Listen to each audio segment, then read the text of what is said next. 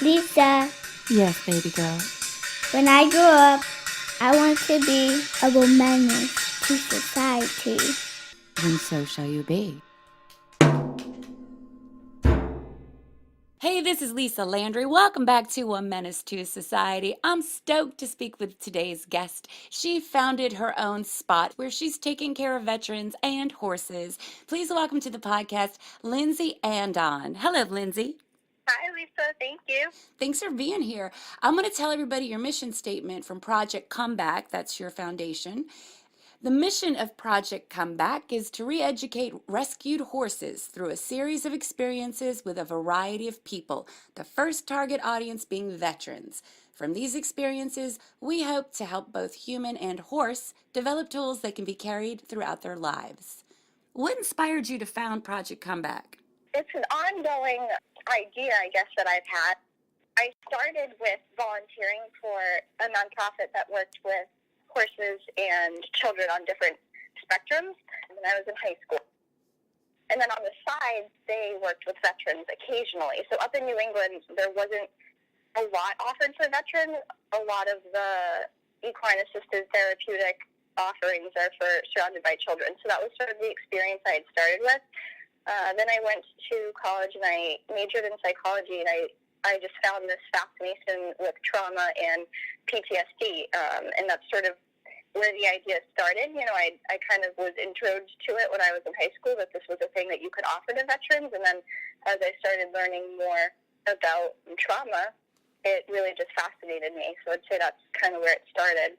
Why is equine therapy so beneficial for kids and veterans, do you think? I'd say for a lot of reasons. So for the kids, there's a physical aspect as well as a mental aspect, where they call it hippotherapy, and the motion of the horse actually mimics walking. But with the veterans, we don't ride the horses. A lot of it is just connecting on the ground. And I'd say the most beautiful thing that horses bring to the table is they're just always in the present moment. They're prey animals, right? So think of like a deer, and they're just constantly living right here, right now, which is something that I think a lot of humans strive for or forget to try to do. If you think about people who do yoga or meditation, even when you're exercising, riding a motorcycle, you're right in the moment. And that's sort of when a lot of people experience flow, and just their life is just easier in that moment. And horses are just always living there. And so when we go to work with the horses, in order to really be successful in what we're trying to teach or learn from them, you've got to kind of be right there in the moment with them. And so they kind of gently force you to be in the moment. So it makes you more mindful. Oh, yeah, absolutely. And you know, it helps that they're really big animals. They're, 800 to 1,000 pounds, and you're in the arena, like, right next to them. So being in the moment physically is super important as well, just because it's a big animal that you're with. How old were you when you started rescuing horses, Lindsay? I was in college when I started really understanding that a lot of horses didn't have a very good life like we see on TV or in movies. I joined the riding team, and when we had the horse shows, you could kind of see that not all of the horses were treated as well as they could have been. Just about every discipline of horses has kind of a dark side to it. And I got my first rescue when I was in college. His name's Charlie Brown, and he's still in the program. He was just running through an auction barn, so they brought him up from Kentucky, and he'll ride the horses through the auction, and people will kind of bid on them. And if the horse isn't super good and doesn't get bid on, then he goes to a not so great place. Unfortunately, a lot of horses in this country end up getting shipped to Canada or Mexico for horse slaughter, and that's sort of where my heart lies in trying to help horses avoid that fate. For a lot of horses, it starts at the auction barn. How many auction barns are there? Because I don't know anything about your world. There's a lot. It's not super popular up in New England, but there are some. Most of them are down south. So Flicka, our mustang, came from Kilwa in Oklahoma, and it gets pretty intense. Like, if you've heard of PMU, Premeritin, I believe, is a drug that women take. But it comes from the urine of pregnant mare horses. So a lot of their babies kind of get shipped off to, like, it's an industry where they just need the mare to keep being pregnant, so the baby is disposed of. But I know of a lot of auction barns down in Florida, Alabama, down in the southern part of the even some in Pennsylvania I've heard of. We try to look into. all the options where horses might end up. A lot of times a horse sustains an injury or can't do the job that the person needs the horse to do, and then in hopes of getting a new horse, they either sell it quickly and don't really look into where it's going, or just put it in the auction and then they can grab a new horse there. From what I've heard from shippers who bring horses up to us is they work on ranches. They're just constantly in need of a horse to do the job, and when the horse can't do the job, whether it's physically or mentally, it's the person's livelihood, and the horse needs to go and they need to get a new one. And so versus up in New England, most people who own horses just really enjoy taking them to a horse show and brushing their mane and getting them all shined up after a bath and, you know, competing them. So I think it's a bit of a different job that the horses are performing. How much does each horse cost you? So right now we lease the property that we're at. So to keep one horse here is $200 a month. And then all our horses, we're fortunate right now, have really good feet. So they're barefoot. So every 4 to 6 weeks they'll get a $50 barefoot trim. And then we're going through roughly $70 of hay a week right now for 3 horses, which is better. Before it was about $55 a week per horse. Wow. When we had an issue with our hay. We got like 3,000 pounds of hay donated from a local farmer, which was awesome. It was going to be our winter hay supply. This has been the rainiest New England season I've ever seen, and so the hay that we got was baled wet. We had 19 days of rain in October, so when hay is compressed and it's a big round bale and it's just really tightly packed and it's wet, it starts to heat up and slowly decompose and it gets super hot. So I noticed the hay was steaming in the barn. It was not good. So I rolled the hay out and I was trying to open it up because it's the compression of the hay that's causing the heat. So I was trying to rip it apart and it was like burning my hands. It was literally about to burst into flames. So That's horrible. Yeah, it was a huge loss, but, you know, I'm very grateful that it didn't. It could have been much, much worse. So anyway, our 3,000 pounds of winter hay is in the dump currently. So then I'm going to look into buying hay in the fall, which in New England, the hay season's over in August, sometimes October when ours was baled. So it's super expensive. It's about $10 per bale, and a horse in the winter will go through like 3/4 of a bale a day. So that's where our cost got super, super expensive. Like the $55 per horse per week was just really expensive. And then luckily we found another local farmer who could offer us some hay at like a wholesale price, and that's helped get our cost down too. But horses just kind of eat your money. I'm sorry that happened. What a horrible thing. Somebody was so generous to you, and then nature just was like, nope, you're not getting this. I know. And for him too, he lost. He gave us, you know, a little bit of hay, but he lost his whole crop from that field. Yeah. Farmers have a lot of experiences that the average person is unaware of.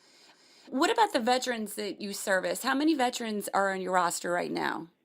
Actually, I'm very grateful. The weather, so while it's been wet and rainy, we haven't had like awful snow yet. So I normally can't really do much in the winter because we don't have an indoor facility. But so far we have 2 veterans that are still coming out weekly to work with their horses, which has been great. I didn't think we'd get into almost February now and still be able to do some work out here.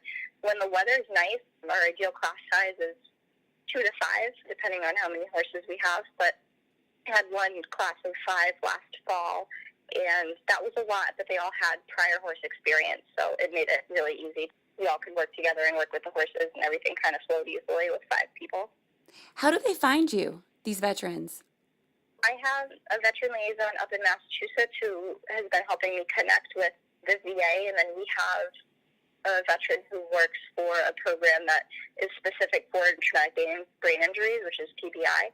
So he will refer veterans from that program, and he works with counselors, and then counselors will refer their veterans to our program as well. How long are they there for, typically? What's the range? It's up to them. I encourage them all to go at their own pace. There's no pressure here. It's really just you come and we connect you with the horse, and it should all just kind of feel good for you and come at your own pace. So one of them only comes out once every 3 months, which is fine. That's kind of how he feels comfortable. But ideally, most of our veterans come out once a week, and the program is set up where we have 3 categories of lessons. So you've got a certain amount of lessons in the beginner category, and then intermediate, and then advanced. And I'd say if you come out weekly, you'd go through it in roughly 6 months. And then once you hit advanced and sort of graduate, the goal would be that you come back again and almost mentor a new veteran through. And what I found is it's just super helpful to have veterans mentoring veterans. They just really can connect with each other on a deeper level and help encourage them to keep coming back. And, it's a lot, if you think about it, for somebody to step out of their comfort zone, leave their house, come to a farm that they've never been to, work with an animal that they may have never even met before. We've got some veterans who have said that they're very scared of horses, so that's been a huge learning curve. And so just having them come out and feel confident and get the ball rolling, and then once they start working with the horses, the magic happens, and it just goes from there. I read your blog post, Lindsay, about some of your Project Comeback horses. Your blogs are lovely. You're a very talented writer. You made me cry, though. Oh, thank you. Do you have one horse out at Project Comeback that's more popular than the other ones? Yeah, I'd say right now it's Flicka, and she was our latest blog story. I wish I could write more of them and get more pictures up. That's a goal of mine. But Flicka is a wild Mustang that we rescued. The unique thing about her is she's 23. So most Mustangs that are in captivity now are rounded up very young and sort of taught to be not wild at a young age. She, we think, was kind of rounded up young, but then was a broodmare her whole life. So she just lived out in the field and had babies. She's a rare breed of Mustang called a Kiger or a Keeger Mustang, so they kind of just breed them and sell the babies. So she is super cool because she's been essentially feral her whole life for 23 years. So she is pure horse, and that's it. Wow. Nobody's messed her up.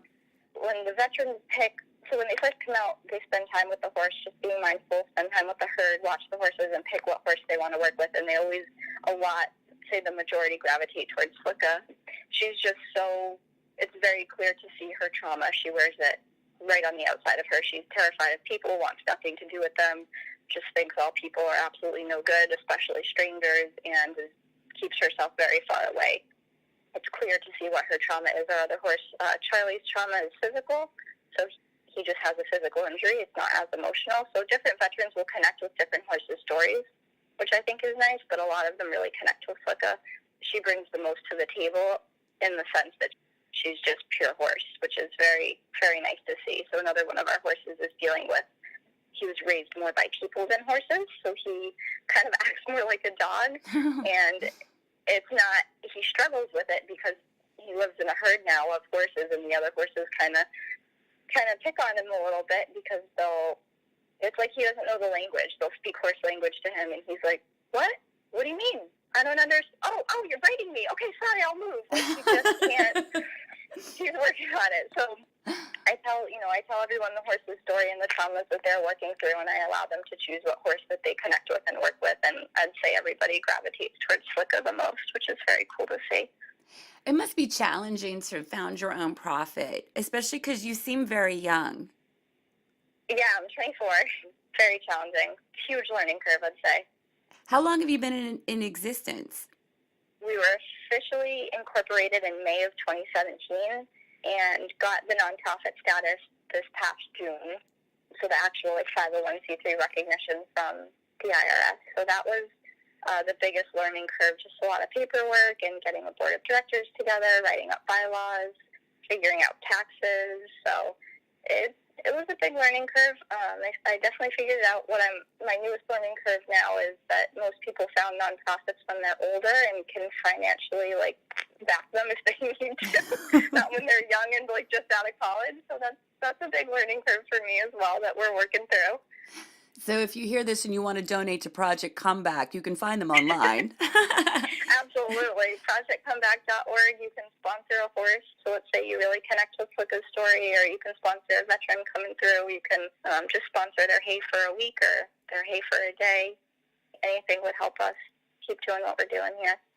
What's your biggest surprise thus far? I got out of college and I was super excited about starting a nonprofit. I had all these ideas. I saw over and over and over again what happens when you pair a veteran and a horse, both who are survivors of a trauma. And I've been working with horses since I was 6, and then you watch these two come together, and it's just like, oh my gosh, you just worked with this horse in a way that I could not do for days and weeks, and all of a sudden the horse and you are connected, and it's just incredible to see. So I was just so passionate and motivated, and I was like, the money will come, people will donate, it'll be so easy, you just get your status, people donate, that's how you do it, kind of naive, I'd say, or very naive. So I'd say my biggest setback or learning curve there has just been trying to keep finding donations, and I won't charge veterans, I'll never charge veterans to come through, so just trying to find donations to keep the horses and keep our rent. It hasn't been as easy as I thought it would be. Well, do you I have? was just excited, kind of running out of the gate. Sorry, I did not mean to interrupt you. I was wondering that. No. Do you have a staff? Is it just you? Do the veterans come and groom the horses? Who picks up the horsey poop?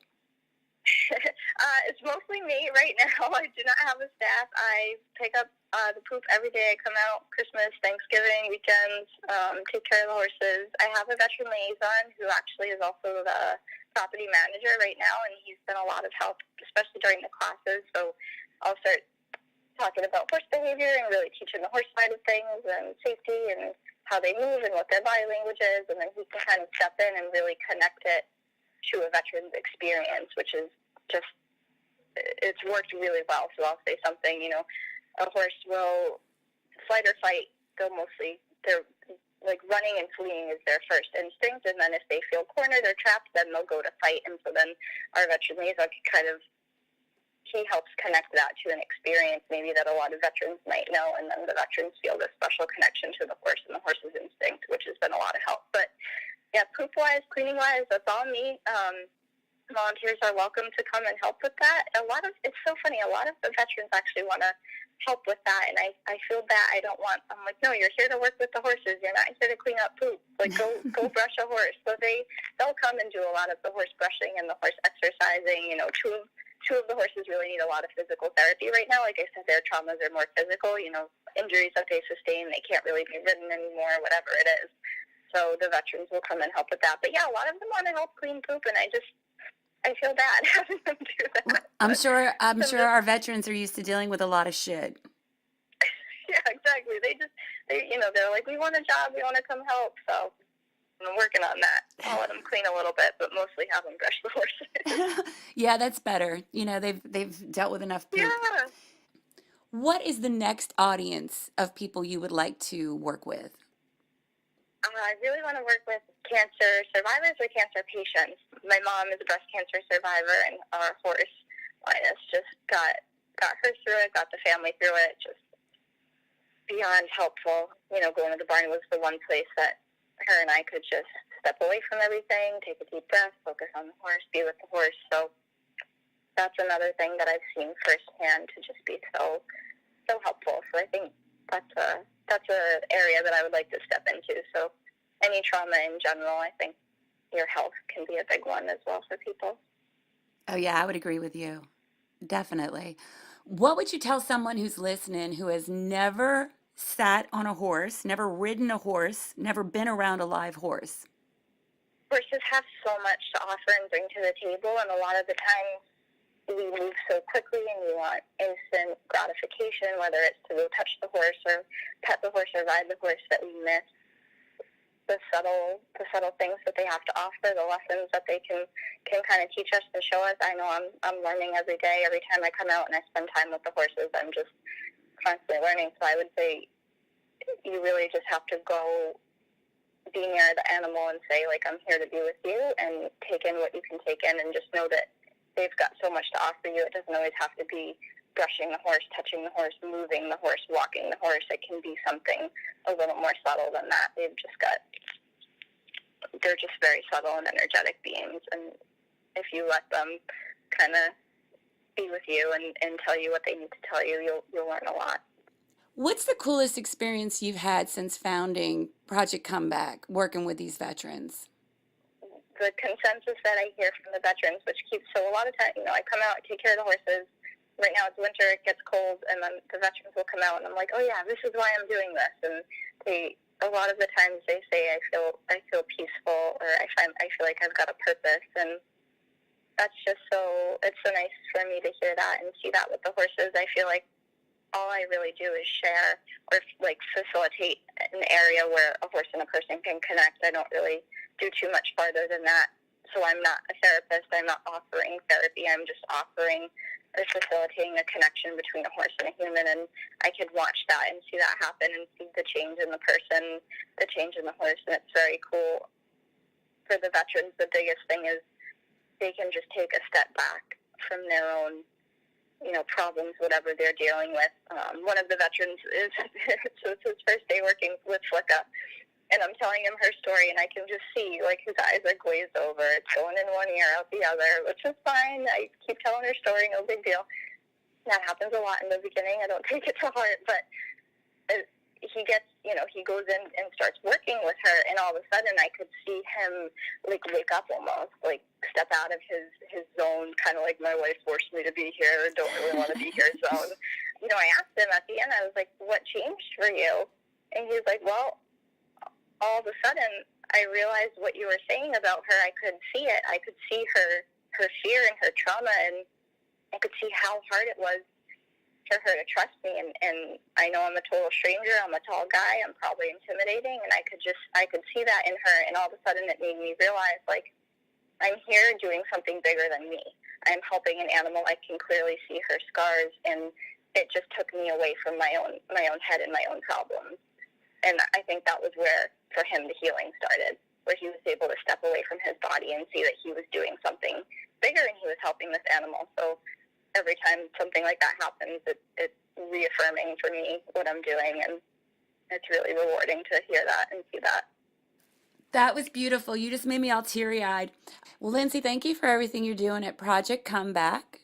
Founded at such a very early age, getting out there helping veterans recover and heal and helping horses do the same. And I wish you the best of luck with the new audiences that will be coming to your stables and your barns over at Project ComeBack.